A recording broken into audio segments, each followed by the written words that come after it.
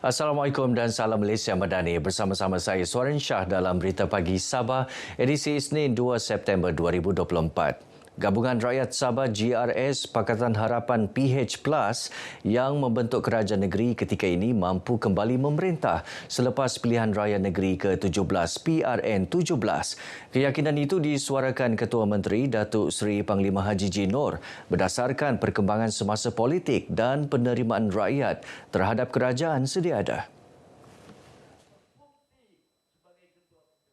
Menurutnya, gabungan berkenaan memiliki kekuatan untuk meneruskan khidmat kepada rakyat dan membangunkan negeri ke tahap lebih baik. Datuk Haji G menyatakan demikian ketika berucap merasmikan mesyuarat tahunan Parti Gagasan Rakyat Sabah Gagasan Rakyat bahagian usukan tahun 2024 di Kota Belud.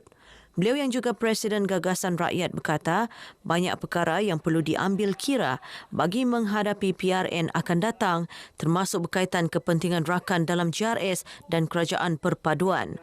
Jelasnya itu antara syarat penting bagi memastikan kerajaan sedia ada dapat dikekalkan selepas PRN 17 nanti di samping menguatkan lagi gagasan rakyat yang menjadi tunjang GRS. Datuk Haji G turut menyuarakan pendirian kerajaan negeri pimpinannya mengenai kepentingan mempunyai hubungan baik dengan kerajaan persekutuan. Jelasnya amalan itu menjadi pegangan kerajaan pimpinannya sehingga berjaya mencapai banyak kejayaan walaupun baru lebih setahun kerajaan perpaduan pimpinan Perdana Menteri Datuk Seri Panglima Anwar Ibrahim memerintah. Gabungan Rakyat Sabah GRS perlu terbuka untuk bekerjasama dengan mana-mana parti yang mempunyai sokongan signifikan rakyat negeri ini bagi mendepani pilihan raya negeri PRN akan datang.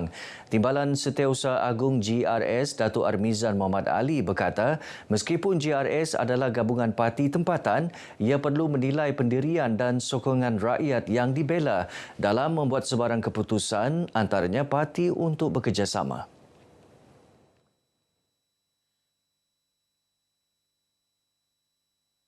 Jelasnya selagi wujud parti nasional yang mendapat sokongan besar rakyat di Sabah, maka GRS perlu membuka ruang untuk bekerjasama bagi membentuk kestabilan politik. Ini kerana parti nasional cenderung melihat kepada naratif dan kepentingan nasional, manakala parti lokal memberi keutamaan kepada isu dan kepentingan tempatan.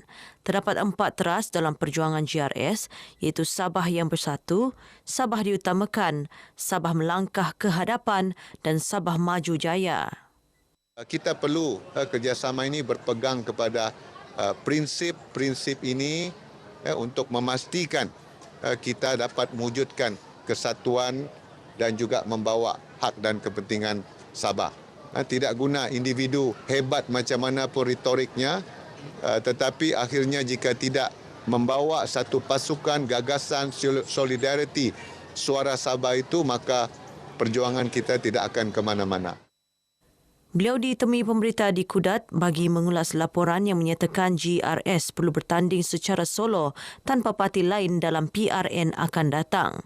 Tambah Datuk Armizan, teras Sabah United tidak seharusnya hanya dirujuk kepada kesatuan parti-parti, sebaliknya kesatuan rakyat di Sabah secara keseluruhan. Sebuah pasar baharu akan dibina di Pekan Western Beaufort bagi menggantikan pasar sedia ada yang telah usang. Pembantu Menteri kepada Ketua Menteri Datuk Ruslan Muharram berkata pasar bernilai RM400,000 melalui peruntukan Kementerian Kerajaan Tempatan dan Perumahan KKTP itu dijangka siap awal tahun depan. Jelasnya pembinaan pasar baharu tersebut sekaligus memberi keselesaan kepada peniaga dan pengunjung.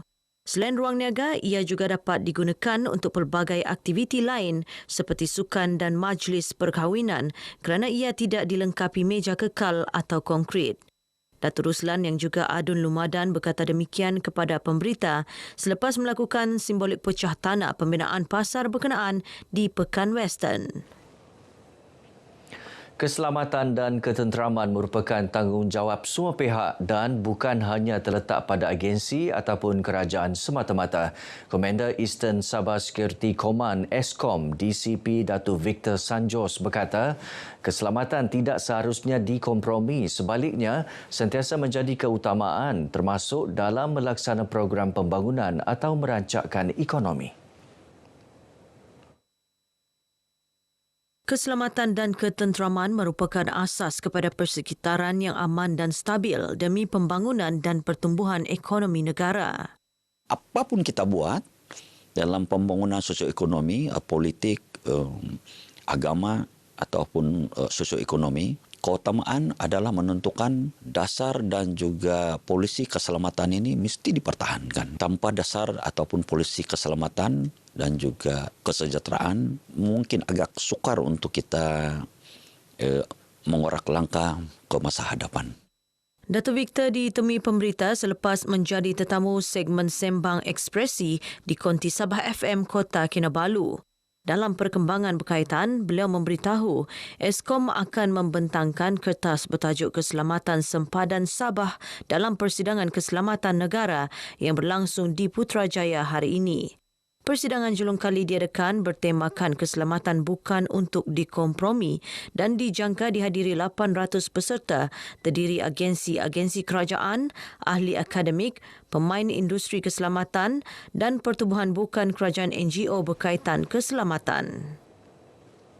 Penghayatan terhadap erti kemerdekaan dan nikmat keamanan perlu disematkan dalam sanubari masyarakat Malaysia. Ahli Dewan Undangan Negeri Adun Balung Datuk Hamid Awang berkata, usaha itu perlu dilakukan setiap hari, tidak hanya pada bulan kebangsaan. Dalam masa sama, semua pihak perlu memainkan peranan dan tanggungjawab masing-masing dalam memperkukuh semangat patriotik, terutama dalam kalangan generasi muda. Harapan saya kepada generasi muda pada hari ini ialah agar mereka senantiasa menyedari dan menghayati betapa pentingnya kemerdekaan kita pada hari ini. Kerana dengan adanya kemerdekaan ini, maka wujudlah keharmonian, keamanan, perpaduan dan seterusnya pembangunan di negara yang kita cintai ini. Beliau ditemui pemberita selepas merasmikan program Jiwa Komuniti Madani Merdeka di Tawau. Tambah Datuk Hamid, kemerdekaan merupakan anugerah tidak ternilai yang menuntut pengorbanan nyawa dan harta benda. Sempena majlis ini, beliau turut menyampaikan hadiah kepada pemenang pertandingan mewarna kanak-kanak bertemakan Bulan Kebangsaan. 6 produk pelancongan dan tempat pelancongan Sabah diiktiraf menerima Malaysia Tourism Quality Assurance MyTQA. Ia antara platform menggalakkan lebih ramai pengusaha atau operator pelancongan negeri untuk memohon MyTQA. Pengarah Tourism Malaysia Sabah Haryanti Abu Bakar berkata, setakat ini Kementerian Pelancongan, Kesenian dan Kebudayaan MOTEK telah mengiktiraf 90 produk atau tempat pelancongan di negeri ini. Ini adalah sebagai satu platform untuk menggalakkan produk-produk pelancongan terutama yang di Sabah untuk turut serta bagi memohon pengiktirafan ini kerana produk-produk yang diiktiraf ini adalah produk yang telah diklasifikasikan sebagai produk tumpuan pelancong. Haryanti ditemui pemberita selepas majlis penyerahan anugerah berkenaan di Kota Kinabalu.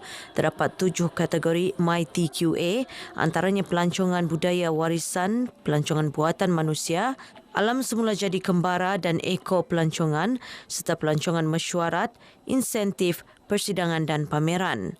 MyTQA bertujuan mengklasifikasikan produk pelancongan yang menepati tahap piawaian kualiti tinggi untuk memenuhi kehendak dan meningkatkan keyakinan pelancong serta meningkatkan kualiti produk pelancongan negara dan mutu perkhidmatan yang ditawarkan. Baik saudara, paparan itu mengakhiri perkembangan Berita Pagi Sabah kali ini. Menyusul selepas ini Berita Pagi Sarawak. Malaysia Madani, Jiwa Merdeka.